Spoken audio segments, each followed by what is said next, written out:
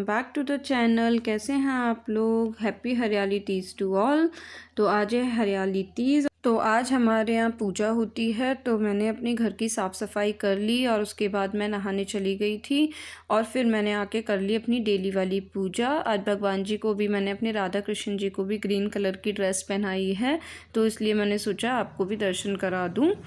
तो बस पूजा करने के बाद अब मैं आ गई किचन में खाना बनाने के लिए। तो सबसे पहले वही मेरा जो मॉर्निंग रिचुअल होता है किचन में धूप बत्ती लगाने का, मैंने वो करा और इसके बाद अब मैं खाना बनाना स्टार्ट करूँगी। तो अभी मैंने बस यही नाइटी डाल ली है नहा के, और उसके बाद खाना बनाने के बाद मैं फिर रेडी होंगी पूजा के लिए। तो आज मुझे बनाने हैं छोले। पर पता है आज मेरे साथ क्या हुआ कि मैं रात को छोले भिगोना ही भूल गई। रात में काफ़ी लेट हो गया था, फिर थोड़ी सी मैंने मेहंदी वगैरह लगाई तो मैं छोले भिगोना बिल्कुल भूल गई।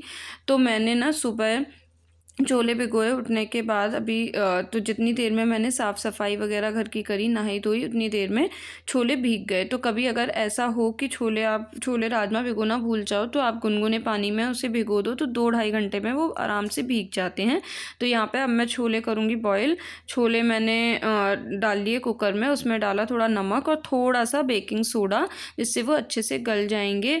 और ये सब डालने के बाद मैंने कुकर को रख दिया गैस पे।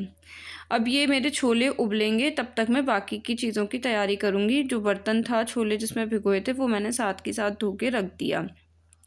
तो आज हमारे यहाँ बनती हैं मीठी पूड़ी, और सादी जो पूड़ी है वो तो बनती ही है, तो मीठी पूड़ी बनती है एक्स्ट्रा में, मतलब जिसका जो कहते हैं ना कि बायना निकलता है, तो उस तरीके से। तो मीठी पूड़ी बनाने के लिए यहाँ पर मैंने थोड़ा सा पानी लिया यहाँ पे कटोरे में, और इसमें डाल दी चीनी। और इसको मैं हल्का सा गर्म कर रही हूँ, जिससे कि चीनी जो है वो ना जल्दी से घुल जाएगी, ज़्यादा देर उसको चलाना नहीं पड़ेगा। तो यहाँ पर मैंने चीनी डाल दी, हल्का सा उसे गुनगुना कर लूँगी पानी को, और फिर मैंने उसको चम्मच से मिक्स कर दिया, जिससे अच्छे से घुल जाएगी। तो यहाँ पे मैं चीनी को घोल रही हूँ, और उसके बाद मैं ले लूँगी आटा। और फिर उस मीठी पूड़ी बनाने के लिए ना हम ये जो मीठा वाला पानी है, जिसमें पानी में जो ये चीनी घोली है, इससे आटे को मल लेंगे। तो यहाँ पर मैं आटा ले रही हूँ, आटा छान रही हूँ। आटा छान के फिर ये जो पानी तैयार किया है मीठा वाला, इससे मैं आटे को अच्छे से गूँथ लूँगी। तो मीठी पूड़ी बनाने के लिए पहले ना मेरे साथ क्या होता था स्टार्टिंग में, कि वो कभी टाइट हो जाती थी, कभी मीठा कम हो जाता था। तो मैंने अपनी सासू माँ से पूछा, तो उन्होंने मुझे इसका रेशियो बताया कि जितनी पूड़ी लगभग आपको बनानी है उतनी चम्मच चीनी ले लो। और दूसरा कि इसका जो आटा है वो थोड़ा सा ना लूज़ मलेगा, जैसे पूड़ी का हल्का सा टाइट होता है, तो ऐसे नहीं करना है, थोड़ा सा लूज़ रखना है। तो अब वो काफ़ी अच्छी सॉफ्ट पूड़ी जो है वो बनती हैं। तो बस मैं यही कर रही हूँ। तो ये जो मीठा वाला पानी है, इससे मैंने आटे को अच्छे से मल लिया, और आटा जो है वो थोड़ा ना टाइट नहीं रखूँगी, थोड़ा सॉफ्ट रखूँगी। इधर कुकर में जब तक सीटी आ जाएगी, तो ये मैंने आटा तैयार कर लिया। और अब इस आटे को मार के मैं थोड़ी देर के लिए ना बंद करके छोड़ दूँगी। तो ये मैंने छोटा वाला कैसरोल ले लिया, इसमें मैं इसको रख के छोड़ दूँगी, जिससे कि ये सॉफ्ट बना रहे। और तब तक मैंने सादा वाला जो आटा है वो भी मल लिया। तो अब सबसे पहले मेरे छोले उबल गए हैं, तो जब तक प्रेशर खुलेगा तब तक मैंने उसे कुकर को साइड में रख दिया।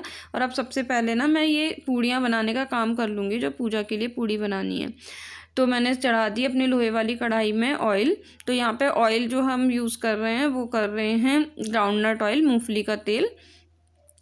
और मैंने फिर पूड़ी सेकना शुरू कर दिया। तो जो ये मीठी वाली पूड़ी है ना, ये तो मैं अभी सारी सेक लूँगी क्योंकि थोड़ी सी ही बनेंगी।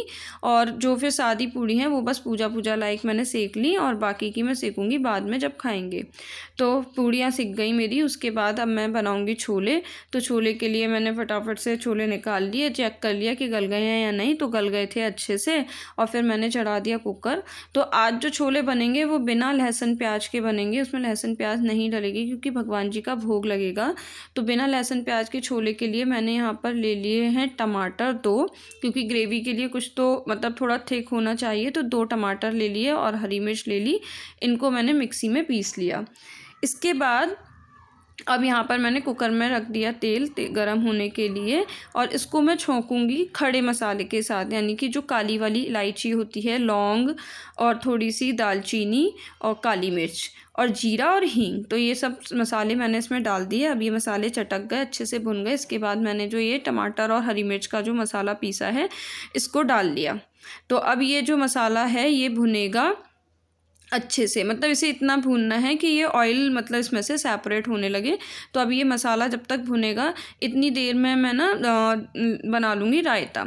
तो जब तक ये मसाला भुन रहा था मैंने जो मिक्सी का जार था उसे भी साथ के साथ धो के रख दिया और मैं निकाल लाई दही फ्रिज में से। तो दही थोड़ा सा ज़्यादा था क्योंकि रायता खाने के लिए हम 2 ही लोग हैं। अभी तो वैसे भी कम ही पसंद करता है और अभी उसको कोल्ड भी हो रखा है, तो मैंने दही थोड़ा सा निकाल दिया उसमें से। और जो बाकी का बचा हुआ दही है उसे मैं अच्छे से फेंट लूँगी। और बीच बीच में यहाँ पर मैं ना जो ये मसाला है इसको भी चला रही हूँ जिससे कि कहीं लग ना जाए। और ये अच्छे से भुन रहा है तब तक मैंने ये दही को फेंटना शुरू कर दिया। तो ये मेरा मसाला भुन गया था। अब इसमें डालेंगे हम स्पाइसेस। तो स्पाइसेस में वही बेसिक मसाले हैं, हल्दी पाउडर, लाल मिर्च पाउडर, धनिया पाउडर, नमक, और बस इसमें जो छोले में एक्स्ट्रा पड़ता है वो पड़ता है छोले मसाला। अगर छोले मसाला नहीं होता है तो गरम मसाला भी डाल देते हैं, लेकिन छोले मसाला से एक अच्छा सा टेस्ट आता है। तो यहाँ पर मैंने ये छोले मसाला का नया पैकेट है, ये मैं खोल रही हूँ और इसमें डालूँगी थोड़ा सा छोले मसाला। और साथ ही साथ दूध भी आ गया था तो दूध भी मैंने गर्म होने रख दिया, तो वो भी गर्म हो गया है। तो ये बस छोले मसाला डाल दिया, फिर से अच्छे से इस मसाले को भुनने के लिए छोड़ देंगे जिससे कि वो अच्छे से भुन जाए। और जब वो भुन जाएगा और उसके बाद इसमें मैंने डाल दिए छोले, और अपने अकॉर्डिंग मतलब कितने गाढ़े या पतले आपको छोले खाने हैं उसके अकॉर्डिंग यहाँ पर डाल देते हैं पानी। तो इस तरीके से जब मैं छोले बनाती हूँ कभी भी त्योहार वगैरह पे, जब लहसुन प्याज नहीं डालना होता तब भी काफ़ी टेस्टी छोले बनते हैं, और आज भी काफ़ी टेस्टी बने थे। तो यहाँ पर ये मेरे छोले मैंने कुकर बंद कर दिया। अब इसमें 1 या 2 सीटी लगा देंगे जिससे कि वो अच्छे से मसाला उसमें मिक्स हो जाए। इतनी देर में मेरा रायता रेडी हो गया। मैंने इसमें बूंदी डाल दी और ये छोले मसाला का जो पैकेट था रबर बैंड लगा के मैंने वापस जगह पे रख दिया। जो मसालेदानी है ये मैं अच्छे से रख दूँगी पोंछ पाछ के जगह पर। दूध मैंने हटाया और अब जो काम बचा है वो बचा है रायते में छौंक लगाने का।